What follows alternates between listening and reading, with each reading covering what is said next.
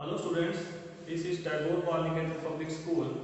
Today we will study chapter 5 of physics subject force and laws of motion. In last lecture we have studied the types of force, contact as well as non-contact, and in non-contact type of force we have studied three types: electrostatic, magnetic and gravitational. Electrostatic, magnetic और gravitational ये three type थे non contact forces के। Electrostatic और magnetic force ये हमारे 12th class का topic है, इनको हम फर्दर आगे पढ़ेंगे। फिलहाल इनका हमारे पास वर्क नहीं है, हमारे सिलेबस में जो है वो है ग्रेविटेशनल फोर्स। तो ग्रेविटेशनल फोर्स क्या होती है? नॉन कॉन्टैक्ट का ही टाइप है।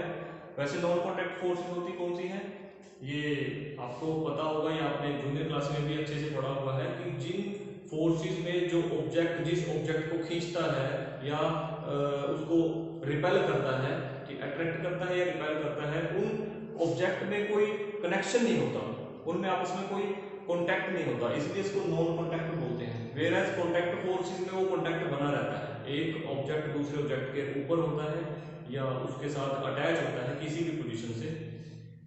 हम ग्रेविटेशनल फोर्स पढ़ते हैं। ग्रेविटेशनल फोर्स क्या होती है? देखिए, every object of universe pull every other object with a certain force. देखिए, लेट करते हैं मेरे पास दो ऑब्जेक्ट हैं, एक ये चौक है और एक ये डस्टर है। अगर मैं इनको किसी सरफेस पे रख देता हूं तो होगा क्या? ये ऑब्जेक्ट इस ऑब्जेक्ट के ऊपर एक पुलिंग फोर्स लगाएगा, ऐसे ही ये ऑब्जेक्ट इसके ऊपर भी अपनी एक पुलिंग फोर्स लगाएगा। मींस इन दोनों ऑब्जेक्ट्स में अट्रैक्शन होती है। अब आप ये सोचोगे कि अगर अट्रैक्शन होती है तो ये आपस में मिल क्यों नहीं जाते? तो ये फोर्स इतनी ज्यादा नहीं होती कि एक दूसरे को खींच सके, सिर्फ एक दूसरे को बांधे रख सकते हैं अपने साथ। जैसे एग्जांपल के लिए मैं आपको बताऊं कि हमारी अर्थ जो है वो सन के साथ बंधी हुई है। अर्थ जो है वो सन के चारों तरफ घूमती है। वो किसकी वजह से? क्योंकि सन की जो ग्रेविटेशनल फोर्स है वो इतनी ज्यादा है कि उसने अर्थ को होल्ड किया हुआ है। जैसे हम क्या करते हैं, एक धागे के साथ आगे एक स्टोन बांध देते हैं, पत्थर बांध देते हैं और उस धागे को ऐसे घुमाते हैं, और वो जो धागा है, जो थ्रेड है, वो उस पत्थर के साथ एक फोर्स क्रिएट करता है जिसको सेंट्रीपिटल फोर्स बोलते हैं, उसकी वजह से वो घूमता है। ठीक है, तो ऐसे ही ग्रेविटेशनल फोर्स में भी होता है। अर्थ जो है सन के चारों ओर घूमती है, ऐसे ही मून अराउंड होता है अर्थ के, तो वो भी सेम प्रोसेस है कि अर्थ का भी ग्रेविटेशनल फोर्स है और अर्थ भी ग्रेविटेशन लगाती है मून के ऊपर, तो इसलिए मून को अट्रैक्ट करती है। तो हर एक ऑब्जेक्ट इस यूनिवर्स में, हर एक दूसरे ऑब्जेक्ट जो उसके पास पड़ा है, वो उसके ऊपर ग्रेविटेशनल फोर्स लगाएगा। ठीक है जी, ये ग्रेविटेशनल फोर्स होती है कि every object of the universe pull every other object with a certain force. Certain force कौन सी होगी? वो होगी ग्रेविटेशनल फोर्स, और इसी पुल को हम ग्रेविटेशनल फोर्स बोलते हैं। एग्जांपल हो गए earth around the sun and moon around the earth.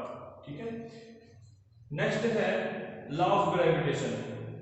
Gravitation force का न्यूटन ने, इसको न्यूटन ने डिस्कवर किया था, तो न्यूटन ने एक लॉ दिया है। वो लॉ कौन सा है? देखिए, हम लेट करते हैं टू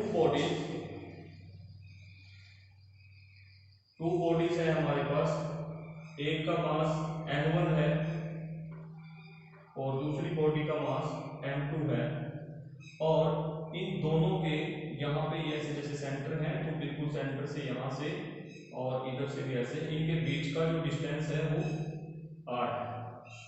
ठीक है, तो ये जो m1 वाली बॉडी है जिसका मास m1 है, वो इस तरफ अट्रैक्ट होगी और m2 वाली इस तरफ अट्रैक्ट होगी। मींस इनके बीच में ग्रेविटेशनल पुल लगेगा, जिसको हम ग्रेविटेशनल फोर्स बोलते हैं।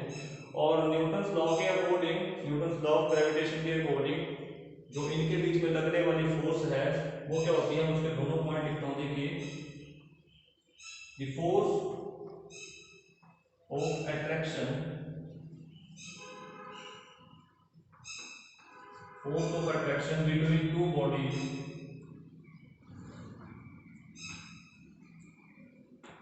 is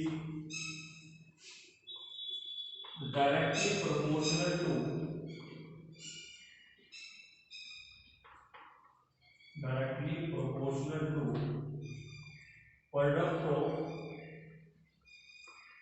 product of their masses। और सेकंड है इनवर्सली प्रोपोर्शनल टू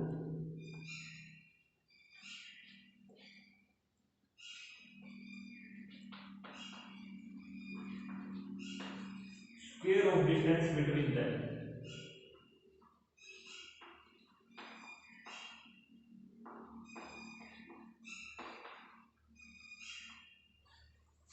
देखिए लॉ ऑफ ग्रेविटेशन के अकॉर्डिंग इन दोनों बॉडीज में लगने वाली जो फोर्स है, फोर्स ऑफ अट्रैक्शन जो कि अट्रैक्ट करते हैं, तो फोर्स ऑफ अट्रैक्शन बोलेंगे between two bodies is directly proportional to product of their masses. Means अगर हम फोर्स को F से डिनोट करते हैं तो ये डायरेक्टली प्रोपोर्शनल साइन होता है, डायरेक्टली डिपेंड करेगी product of their masses means m1 into m2, दोनों के मासेस को हमने प्रोडक्ट कर दिया और इनके डायरेक्टली प्रोपोर्शनल होगी फोर्स। ठीक है। और दूसरा कहता है inversely proportional to square of distance between them, जो इनके बीच का डिस्टेंस है उसके इनवर्सली प्रोपोर्शनल, उसके स्क्वायर के inversely proportional. f inversely proportional to r square, बीच का डिस्टेंस क्योंकि r है तो r स्क्वायर के इनवर्सली प्रोपोर्शनल हो जाएगी फोर्स। हम अगर नंबर 1 और नंबर 2 रख करके इनको कंबाइन करते हैं और कंबाइन करने के बाद ये क्या हो जाता है वो देखते हैं।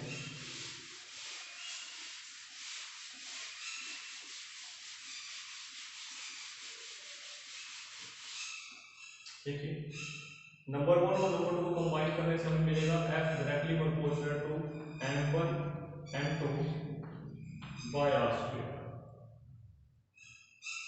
और जब आप पता है आपको जब डायरेक्टली प्रोपोर्शनल का साइन हटता है तो यहाँ पे एक कांस्टेंट आता है जिसको हम g बोलते हैं, ये कांस्टेंट ऑफ ग्रेविटेशन है g m1 m2 by r square.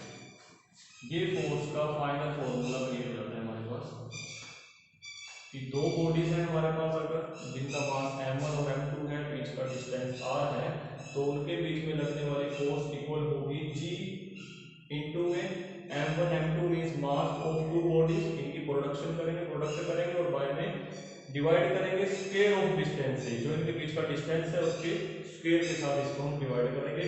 और यहाँ पे कांस्टेंट लगता है जी, इसकी वैल्यू 6 होती है 6.67 10 to -11, वो वैल्यू रख देंगे यहाँ पे। और जो दो बॉडीज का मास दिया होगा उनकी वैल्यू रख देंगे, बीच का डिस्टेंस दिया होगा वो पुट कर देंगे यहाँ पे। ठीक है, उसका स्क्वायर करेंगे, फिर सॉल्व करके पूरे को फिर हम फोर्स निकाल सकते हैं कि ग्रेविटेशन की फोर्स कितनी आएगी। ठीक है बेटा, ओके।